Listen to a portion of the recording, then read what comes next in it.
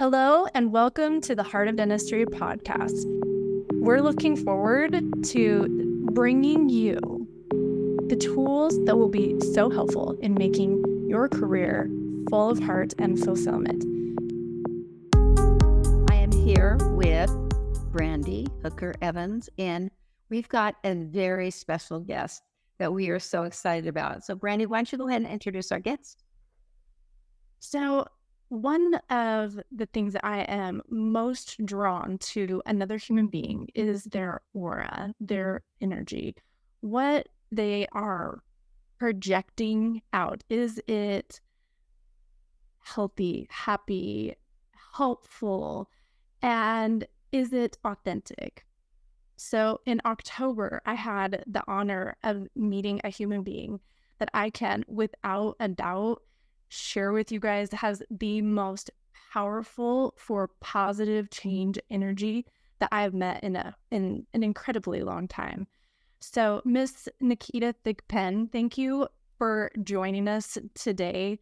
I was hoping to have you help us protect our energy. We are busy, productive, helpful human beings trying to take great care of our patients and also have the profession of dentistry progress. Yeah. And I would love to know, how do you think we could show up with really powerful energy? Really good question. And thank you both for having me on The Heart of Dentistry. I'm very excited to be here. I've been waiting for quite a while to be on the show, by the way, just sliding that up in there. But but thank you again for having me. Energy management is super crucial for not only your ability to be in balance, which for me, you guys know from where we met a few months back in 2023, that balance is really admitting the truth of what you want in life, not just what you need. You know, that's understood: shelter, safety, food, all the things, but what you really want over the boundaries that you create to achieve that truth as a reality.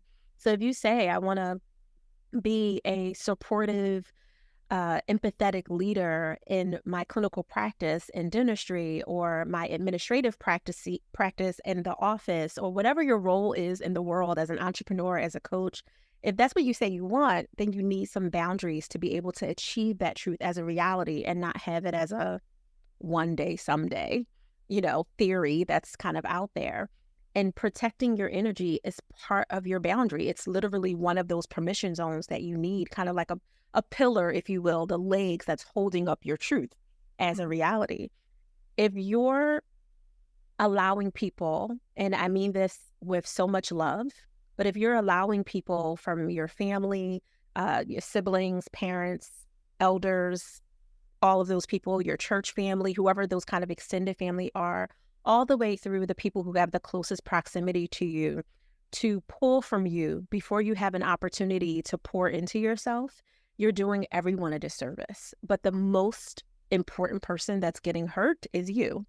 Because if you're not there, if you're not the vessel, if you will, that when someone really needs to be nourished by you, to have your kindness, look at them and be patient when they're scared in the dental chair, to hold their hand when they're really wondering how they're going to pay for something. And maybe that's not your role to help them through it, but they're just really seeking some human kindness from you.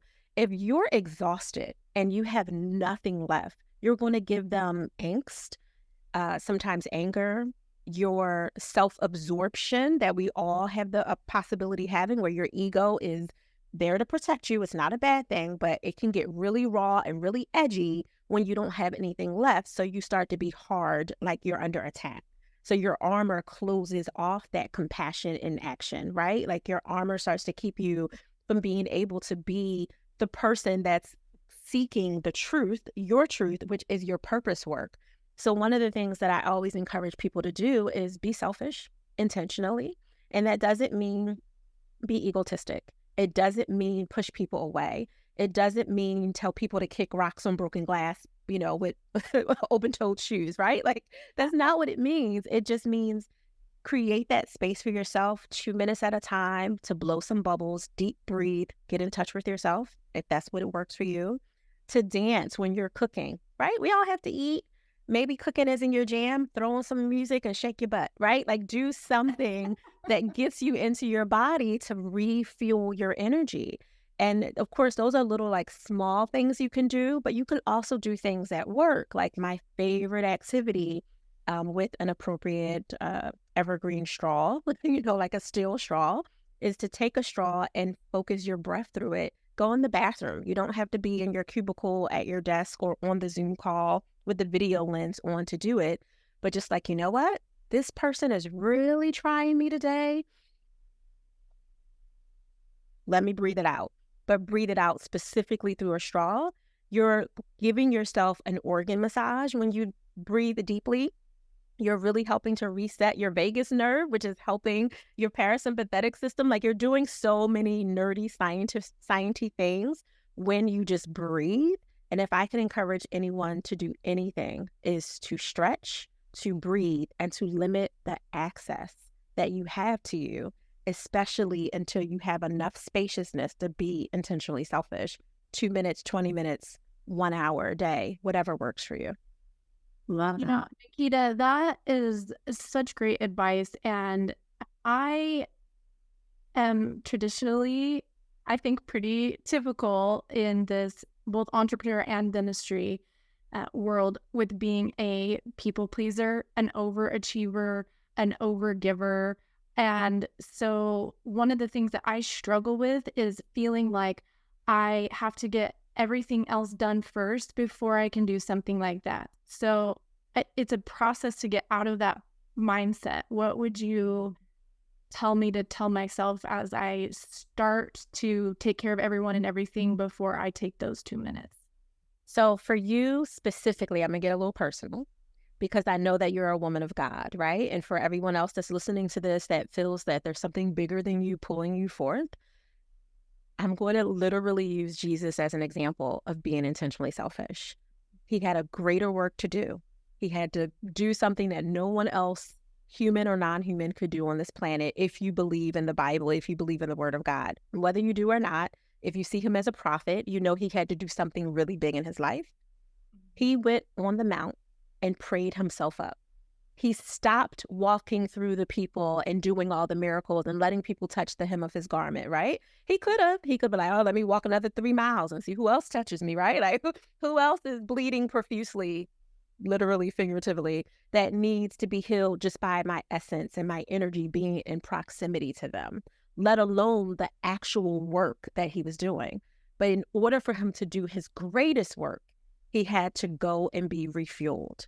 That moment when he asked the apostles, don't go to sleep and pray for me. I mean, that's a whole different conversation, right? Because they clearly went to sleep. That's a whole different thing.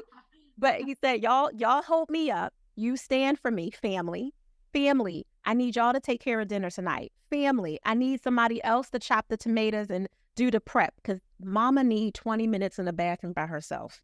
Mama needs a moment to go do her yoga, to stretch, to listen to some music, to breathe, to just be silent. Mama needs this to do the greater work. So picking on you personally, because I know that I'm using something bigger than me to remind you that if Jesus could be intentionally selfish, how dare Brandi not? I love that. Amen. Okay, I can just drop the mic right down. Say we're done. That would be it. Okay, so I am like brimming with questions on this. So one of the things that sucks the ever-loving energy out of me at the office and at a conference, is when the energy in the room drops because we take our conversation from evaluation and concern to gossip. And I find myself, and assumptions. And I find myself highly critical because I am trying to do the best that I can do. And I'm trying to be a better hygienist, a better friend, a better mom, a better entrepreneur, like all the things. But I don't believe that it is ever okay to criticize myself or someone else in the space of, whether it's getting on stage or doing an MOD or like whatever it is, I think that the moment that we start talking behind other people's back, it just brings the energy down, and it's a really hard situation for me. So what do you? Yeah.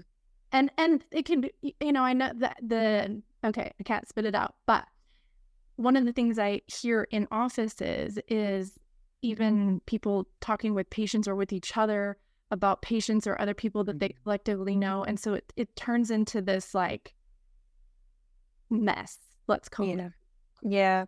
I think, in my professional opinion, and then I have a personal opinion about it too. So professionally, we don't want to do that. We don't want to give energy to it.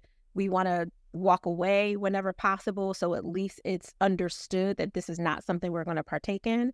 But I know that that's not always possible, right? Like there's that personal reality of this might be a group of people that are talking that you really normally truly like and, don't mind being in their energy. This is just a moment that's happening. This isn't a part of their personality where they're constantly doing it. If it is someone's personality, you make it clean. You make it clear by your exit that this is not who you are. So when you guys do that, I'm out. Naketa always seems to walk away as soon as we start talking about her friend. Call it whatever you want, right? Like you can pick on me, you can blame me because people will do that. Like, she doesn't want you to say anything about Jamie because that's her girl, right? Like, people will make things up to justify their ability to kind of continue down that rabbit hole. That's okay. Like we're strong enough. We can handle it. We're those chicks, as the young people will say. We're boss women enough to handle it.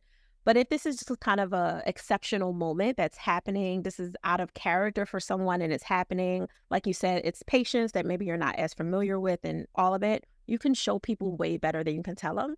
So I'll let someone finish their sentence. I try my best, try not to interrupt someone. And let's just give it some tangibility to this hypothetical. Tina and Tanya are talking about Lisa in whatever way that they're doing it. Let's just say that it's in a conference and they all work together. Tina and Tanya work together in the office and they brought this conversation to the conference because Lisa isn't there. So now they have some other people that they can talk about Lisa to, right? So bringing it from the office all the way to the conference. And you just happen to be at the same round table because you're all sitting there. Maybe it's on a 10-minute break or something, and you hear them talking about it, and they're kind of looking at you to visually pull you into the conversation. You, both Jamie and Brandi, like we're all at the table, and they're like, "Oh, let's pull them in. Let them finish their sentence." Like, I think Lisa is doing the best she can right now, considering all that you guys have just said is going on with her. Because most people tell on themselves if you give them long enough. So Tina and Tanya might say something like, this is all, I don't know a Tina and Tanya or Lisa guys who's listening to this. So this is already hypothetical for the listeners. But they're saying like, Lisa, she can just be so weird. She has so much going on at home.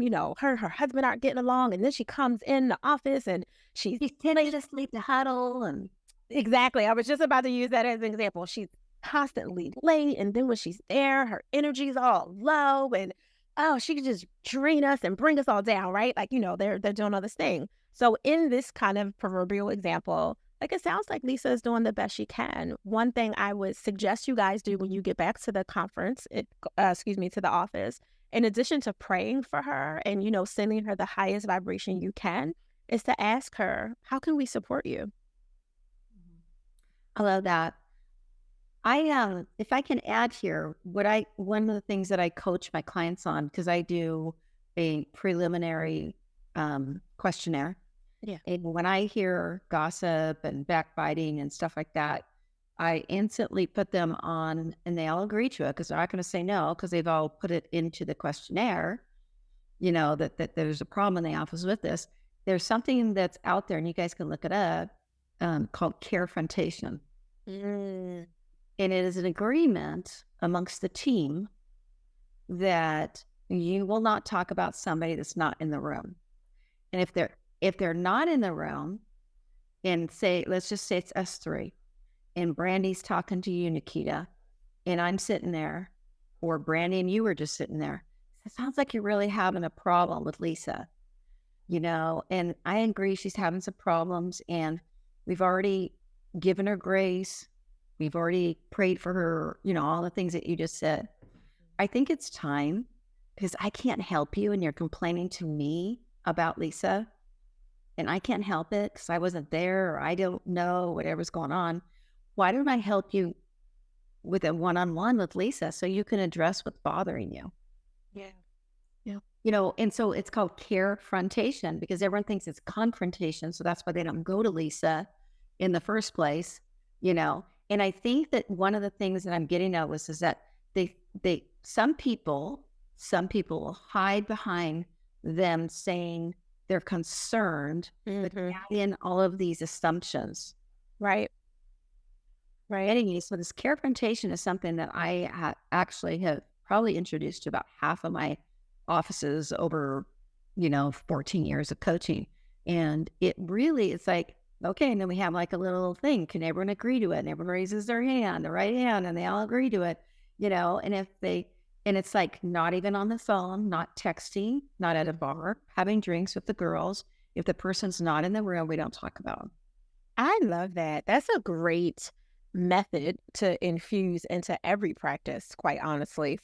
I've never personally heard of the framework for carefrontation, but I love it. And it's really important because usually when we're talking about someone, assuming that they haven't like hurt a kid, right? Like, 'cause I do have some like off limits situations, but assuming that kind of thing hasn't happened, it's a mirror of something that's going on inside you that's really triggering.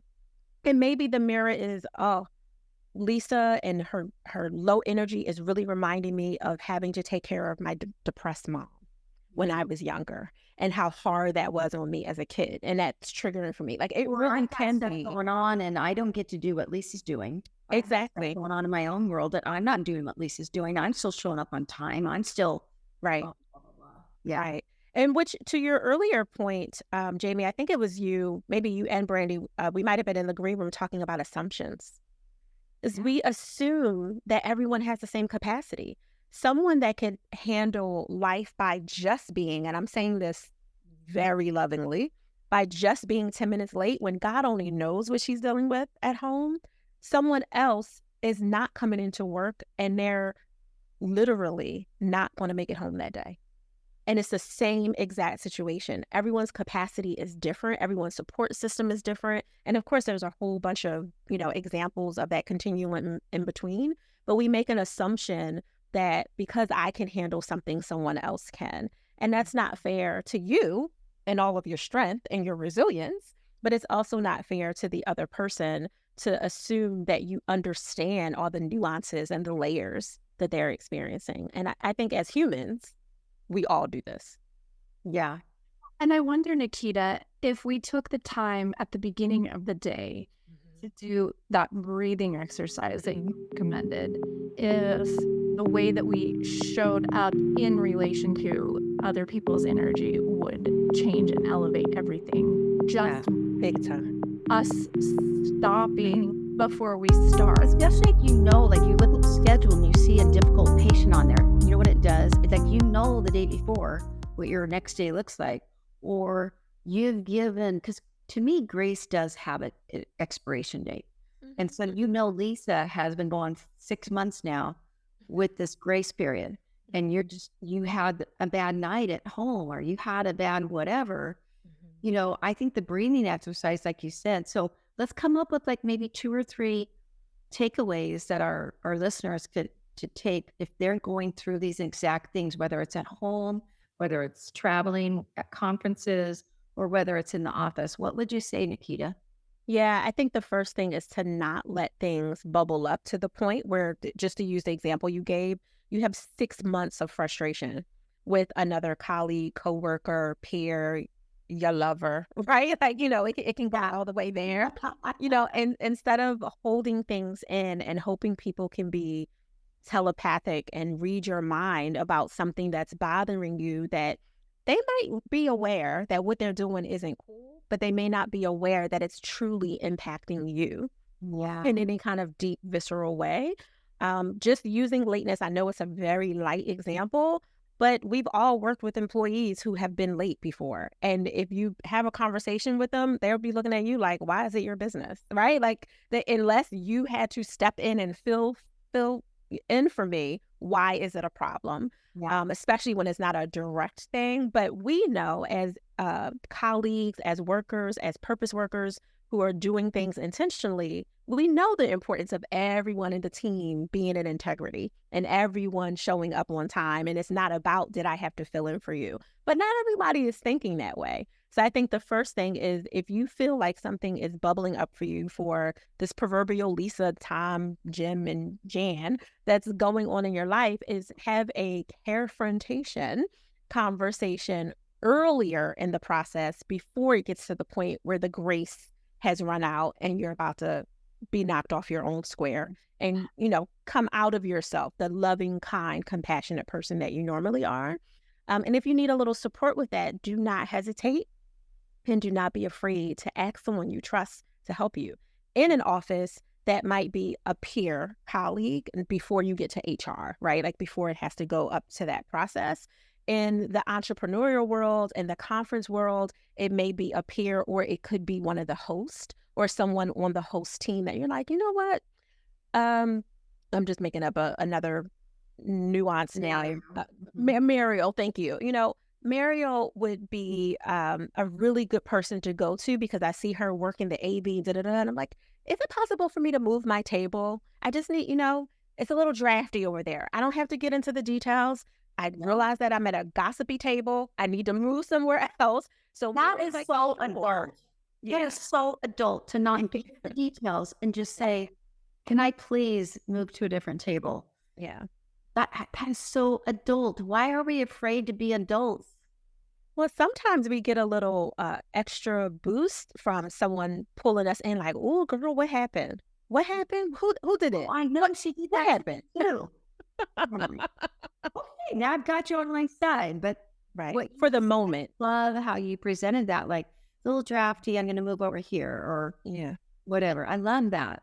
Yeah. And And I again, find that the draft is the drama. exactly. The whirlwind that just goes by the table. Yeah. Oh, the hot air. Yes, I will definitely do that. I would also, for my own self, embodiment is crucial. Like, I feel like all self-care that's good self-care is embodiment. It has to be pulled into your body. Yes. Brandy's moving in her seat for everyone who can't see. Whatever that looks like for you. Not everyone is into, dancing and, being silly and doing cartwheels. I personally love all the things.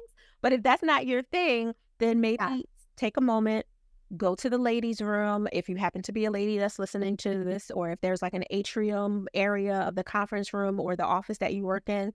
Just walk and be really intentional. For every 3 steps you take, do an inhale.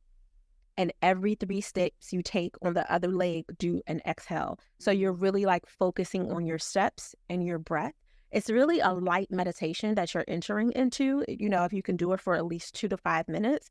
But just do that. You would be surprised at how much of that energy is moving through your body and out your body. So you're getting rid of the toxic thoughts and feelings. Just be really careful to not kind of perseverate over a negative thought while you're doing it, because then you're meditating on something negative instead of sublimating it, modifying it to positive. Exemplifies it. It makes it bigger. Yeah. Head. I love that. Those are such great takeaways, Naketa.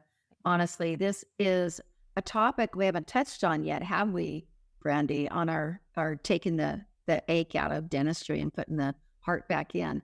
And I cannot tell you, like, we could do probably 100 sessions with you on different things because of your positive energy, because of your great takeaways and your wisdom. Like, we have more good in our lives and in our industry than we have aches.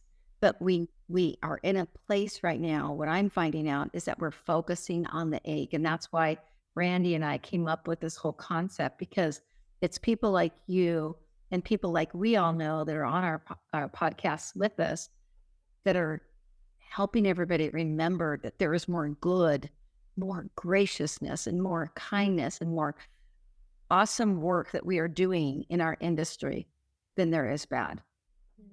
Yes. Mic drop. Yes. Yes, 100%. Naketa, we would love for you to join us again. Thank you for honoring us with your energy and the work that you're doing in this world. We will hope to take all of your goodness and sow it into the soil that we're working into. Y'all, thank you for joining the Heart of Dentistry podcast. And we will have links to get in touch with Naketa and her beautiful energy in the show notes. So until then, take care all and have such a fabulous week filled with great energy. Yes. Love y'all. Bye. Thank you.